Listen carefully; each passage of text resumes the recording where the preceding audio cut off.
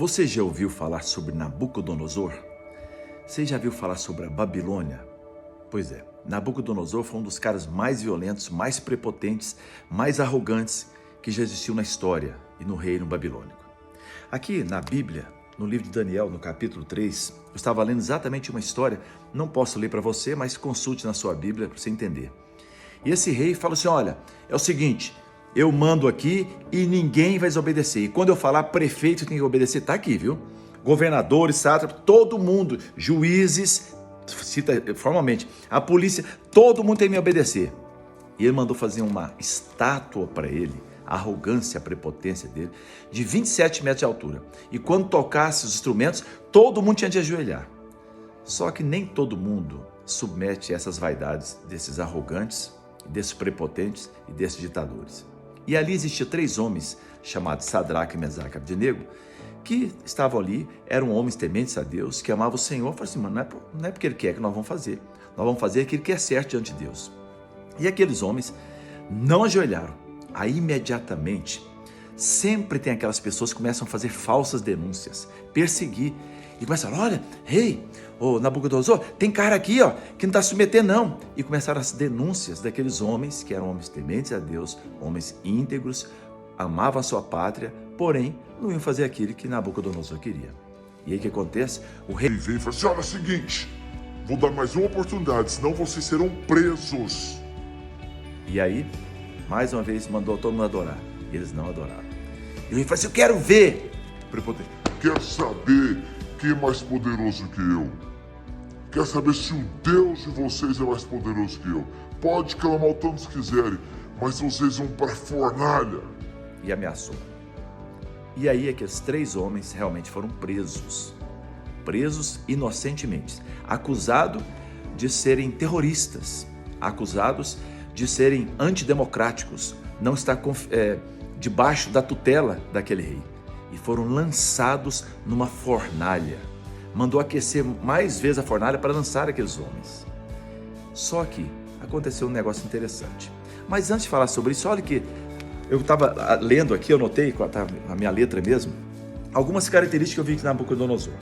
Primeiro, ele queria total submissão de todos, inclusive prefeitos e governadores. Segundo, ele trabalhava sobre ameaça o tempo todo. Terceiro, mandava prender. Quarto, extremamente furioso. Quinto, prepotente. Sexto, se achava soberano sobre todas as forças daquela nação do reino da Babilônia. Sétimo, não a ver com Nabucodonosor, mas com as pessoas. E as pessoas tinham raiva daqueles que temiam a Deus e começaram a denunciar, falsas denúncias algumas vezes, para tentar prejudicar aqueles que serviam a Deus. Deus age. Agora é importante falar para vocês 2 coisas. Deus não livrou aquelas pessoas da fornalha, mas no meio da fornalha Ele se manifestou. Quando o povo estava preso, humilhado, estou falando de Sadraque, Mesaque e Abdenego, estava na fornalha e ali estava Deus, era o 4º homem. O povo de Deus nunca é abandonado.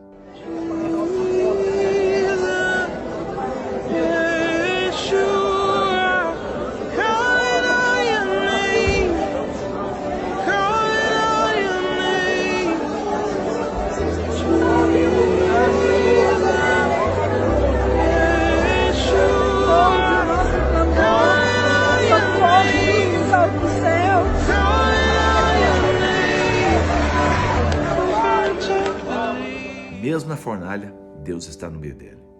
Mas essa história tem um final interessante. Nabucodonosor, aquele rei, se tornou tão arrogante que começou a ficar louco.